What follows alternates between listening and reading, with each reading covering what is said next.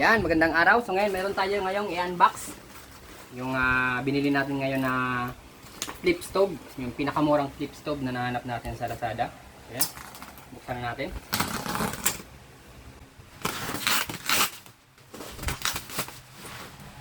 Ayan. Ay. Magsisilbi na rin tong no video, no refund. Ayan. Maganda ang pakabalot. Marami siyang ano. Huwag mo sirain ito.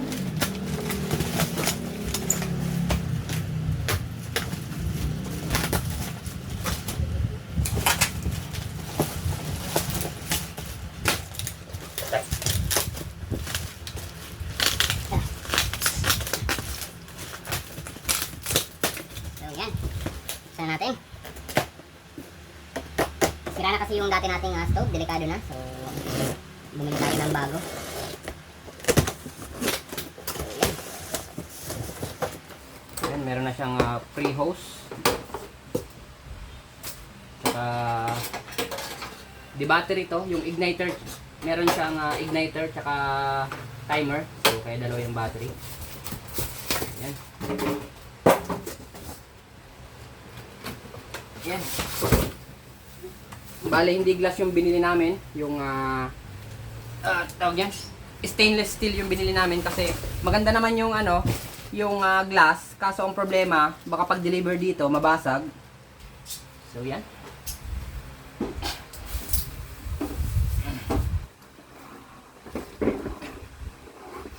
So, yan. So far, wala namang damage. Ayan. Ang label.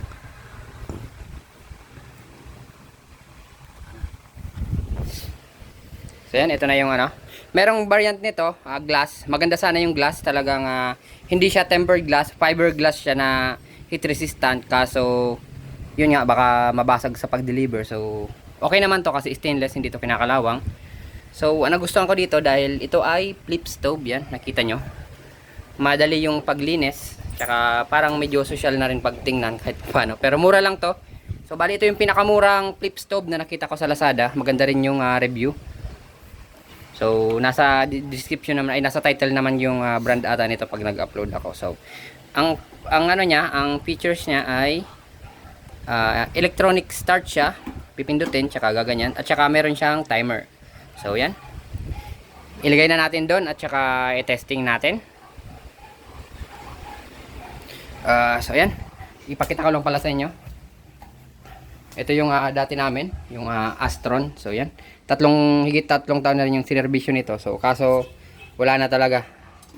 Wala na, electronic start din siya kaso talagang hindi na gumagana yung electronic start. Tsaka yung apoy niya wasak na kasi basag-basag na. So yan. Ilagay na natin yan, ipalit na natin. Yan, so yan, nalagay na natin.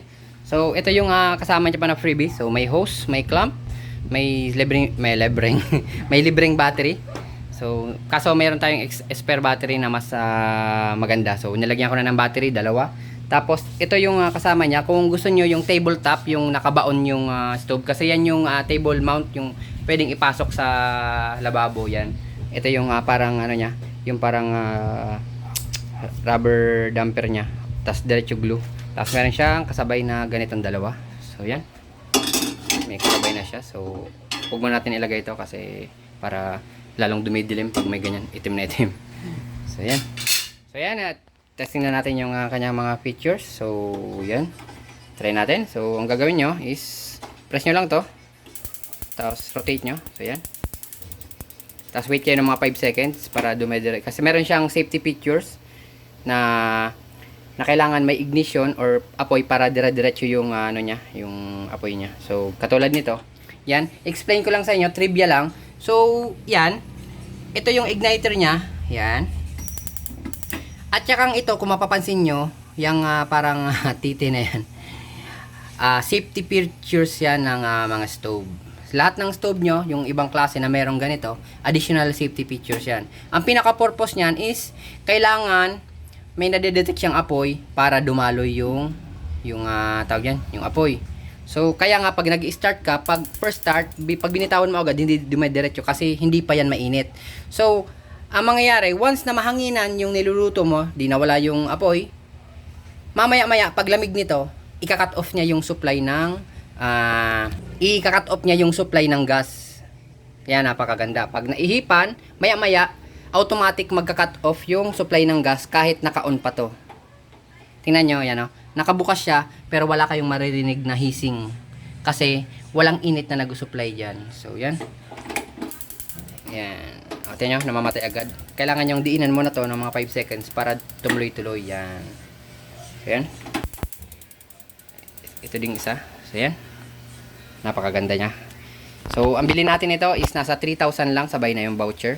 So, ito ang pinakamurang flip stove na makikita nyo. So, ayan, napipilip siya. Pag naglilinis ka, napakadali maglinis. So, wala nang mga dead spot pag naglilinis. Tapos, ang isa pa sa pinakamaganda sa stove na to is meron siyang timer. So, yan. On muna natin. Try natin yan. Yan, para tipid tayo sa gasol. Ilolong press nyo lang tong ano. Ito yung dito sa side na yan. At ito naman sa kabila. Dito sa kabila. So, ilolong press nyo yung plus. Yan. Pwede kayo mag-set kung ilang minutes. Try natin 1 minute. So, yan. Once na maubos na yung timer niya, automatic mamamatay yung stove. So, yan. Tingnan nyo mabuti Para, ang kagandahan, once na may iniinit kayo, may pinapalambot kayong karne, pwede nyo lang siyang iset ng 1 hour. At saka wala na kayong kaba, in case maiwanan nyo, may biglaan kayong ginawa, so nalimutan nyo na yung niluluto nyo.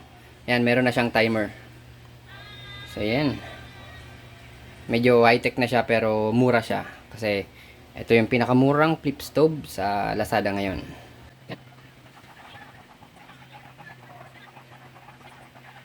Yan, 5, 4, 3, 2, 1. Yun, oh, kita niya? Namatay na yung apoy niya. Tsaka meron siyang buzzer. Meron na siyang buzzer. Nag-buzzer siya once na matapos na yung timer. So, dito rin sa kabila, once na nilong press nyo din dito, automatic din mag-on yung timer. Bali, kabilaan, merong timer. So, yan. Maganda yan, no? Maganda sana kung bubutasan na natin to. Kaso, wag na. Kasi hindi natin alam kung hanggang kailan tong stove na to. Malay nyo, bumalik tayo sa traditional. Butas na yung lababo natin. So, yan. Okay na. Lagyan natin to. Ano niya? Previous niya. Yung tawag yan, yung para mas tipid sa gas. So, yan. Okay, last check.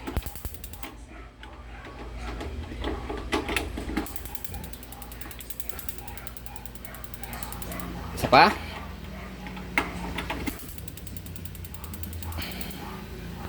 So, yan. Thank you.